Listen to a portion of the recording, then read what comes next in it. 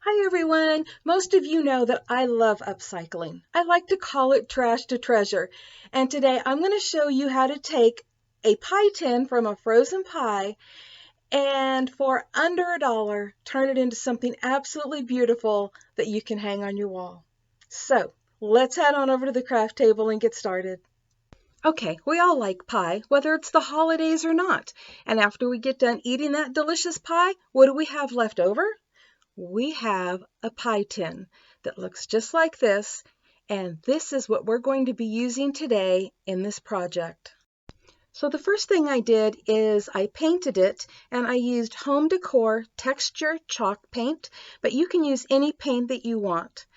And you're just going to paint the tin front and back. I also only gave it one coat of paint because I wanted that distressed look, but you can paint it as much as you want. Next I used Mod Podge, and I gave the entire pan one coat front and back, but in the middle of the inside I actually gave it at least 3 coats of Mod Podge, and there's a reason for that because it's a technique that I'm going to be showing you here in a little bit. I'm also going to be using a napkin, and what I've done is I just cut out one section of the napkin and then I removed the extra layers because they usually come with 2 or 3 extra layers and you only want the top one.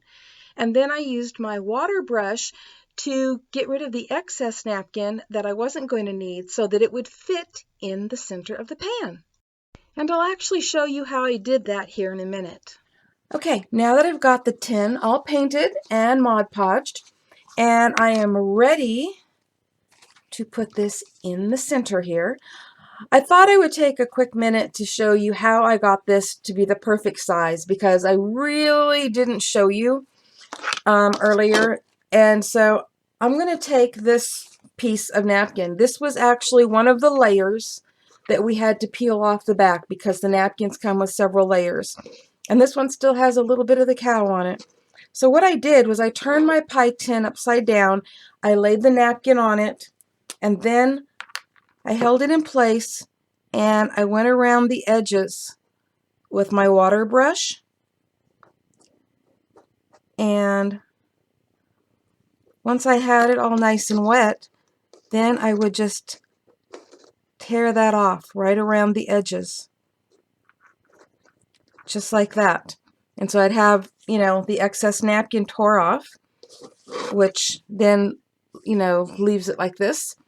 And I like the kind of rough edges like that. So that works for me. And that is how I got this to be the perfect size. Another thing is you may have wondered, what is this technique that she's going to show us that required it to have at least 3 coats of Mod Podge on the bottom? Well, here I have my craft iron, and this is a Clover craft iron, and as you see, it has this straight iron on the end of it. But let me show you really quick. It comes with several different irons that can be attached to the top of it. They're all interchangeable, different sizes, different styles, depending on what you need. So I really love this craft iron, and like I said, it's called Clover. And I'll put a link below to where you can find one of these. So let me see, let me move my water brush out of the way, and we are going to get started here. So I'm going to take my cow and I'm going to set it exactly how I want it. I know I want it facing me so I can see what I'm doing here. Okay, and then just so I know it's going to stay in place, and this is really a touchy thing because it moves so easily. Okay, I'm going to take this and just really quickly, I'm going to kind of touch it down on there. Okay, now I know it's going to stay in place, and I'm going to grab my piece of parchment that I have laying here. And the reason I'm using parchment, and I don't always use parchment, but a lot of times if the Mod Podge comes up through the napkin, it'll get on my iron. And so this kind of protects my iron and protects my napkin all at the same time. So everything is in place. And the reason I chose this particular tip for my iron is so that I could go around the edges like you're seeing me do right there. Because of that rounded edge, I think it fits much better. And I'm just going to be ironing this to make sure that it sticks down. Okay, so this is a long process, and I'm just going to speed it up and come back.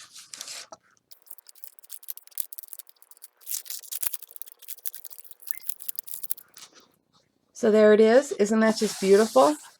And what happens is the layers of Mod Podge that you put on when they become heated up will then adhere to the napkin, and it prevents the wrinkling that you have. Had we just put in wet Mod Podge and then we tried to put the napkin in, you know, we try to get it straight, we can't get it straight, we go to move it, it tears, it wrinkles. So for something like this, this is one of my favorite ways to adhere a napkin. And now you have a decision to make. Do you leave it the way it is, which is a really nice soft look, just like a napkin? Or do you want to put some Mod Podge on it to seal it and protect it, you know, from moisture and dust?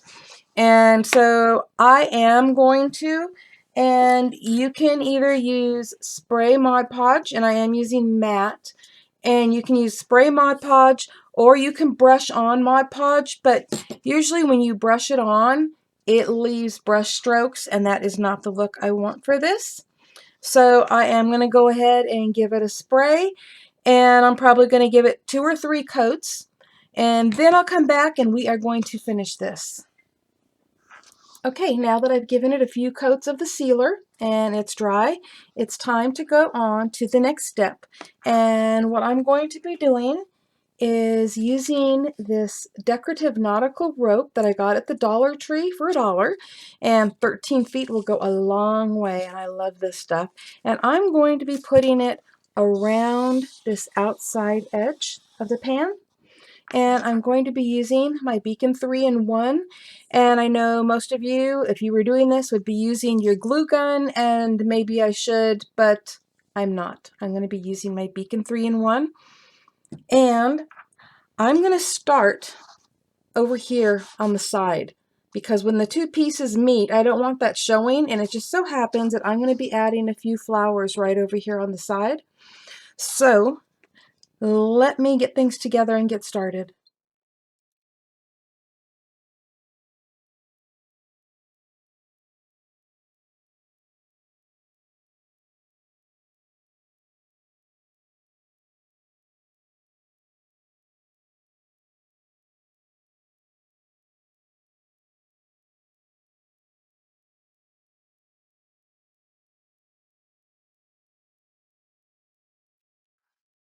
And now that I have the rope all around the edge, it is time to do a little bit more decorating.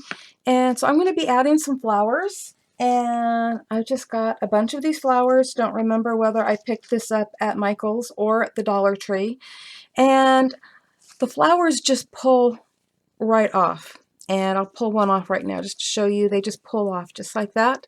And so what I have done is pulled off a bunch of flowers and some leaves, and it's time for me to decorate this. Now, because I'm going to fiddle around with it and I'm not sure where I want things yet exactly, and it's going to take a while because I am gluing them on again with my beacon, which we discovered worked perfectly for putting this rope on. It went on so much easier than planned. Anyways, I am going to decorate it off camera, and you can see the finished product when it's done. Okay, what do you think?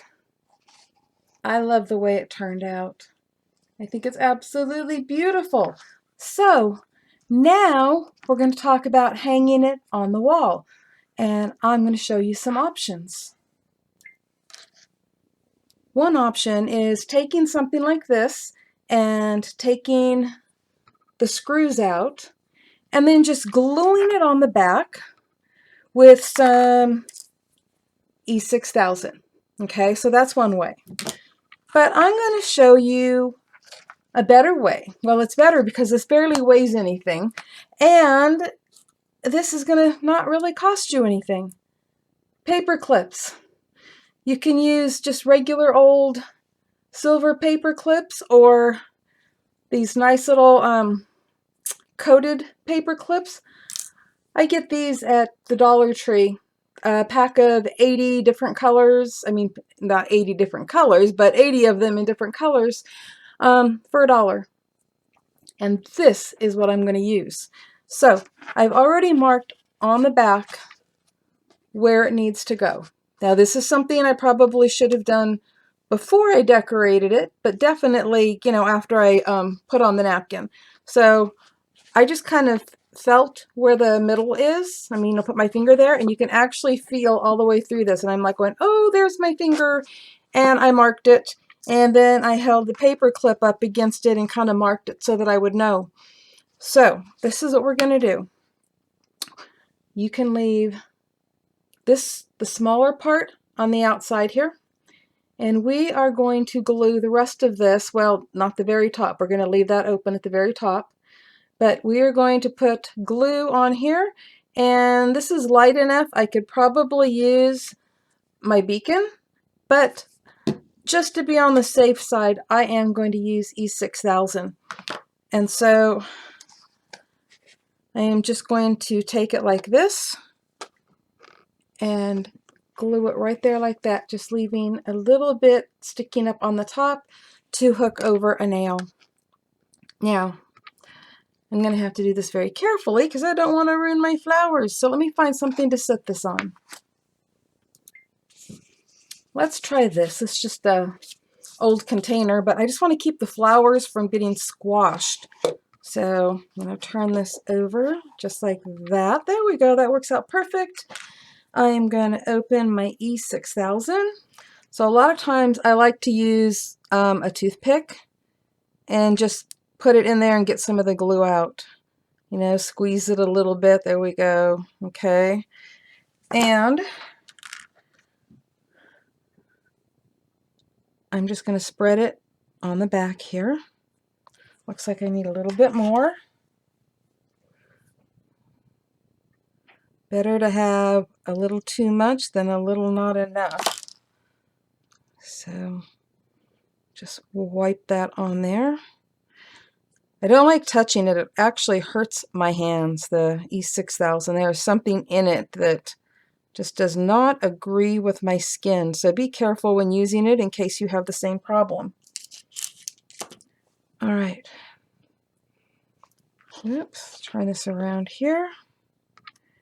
And I'm going to put this on right there. I wanted to grab this piece of parchment paper so that I don't actually have to touch the glue to do this. All right. Now with E6000, it really needs to set like 24 hours. So the next time you see this, it'll be a picture of it hanging on my wall.